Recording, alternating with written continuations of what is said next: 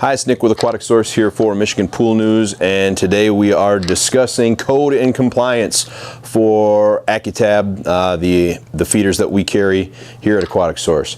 The number one code and compliance I think that most people need to know is if you install a power base or an AT feeder, they both use a booster pump, and you need to run 110 volt circuit to the pump in order for the unit to work. So sometimes that's available in the pump room, sometimes it's not, but please make sure that that gets installed, and installed by a electrician, licensed to do business in the state of Michigan.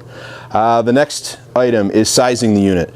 I think we covered this back when we were talking about chlorine generation, but the same principles apply. You need to be able to size the unit appropriately for the body of water. So a good rule of thumb is, again, the gallons of the pool total divided by 3,000 gallons per pound per day is going to give you how many pounds per day your feeder should be capable of delivering into your pool. Most chlorinators, including ours, are going to list how many gallons of water they're rated for in a stabilized and unstabilized pool. So following those guidelines, because most likely that is what the feeders have been tested for in NSF, which is required in the state of Michigan, and that's important to look at. So make sure you check that out.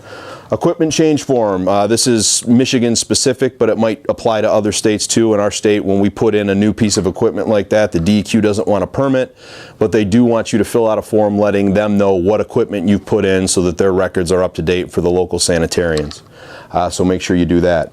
The last thing, and I think this is an important one, is knowing the flow that's going through the unit. Controlling the flow and how much actual chlorine we're delivering into the pool is important, and there's no way to determine that unless you have a flow meter on the unit. This model, the Accu-Tab Power Base AT, they both have built-in flow meters, so just make sure that you have that covered as well. Other than that, code and compliance is pretty basic for Accu-Tab feeders. Again, it's Nick with Aquatic Source for Michigan Pool News. Thanks a lot.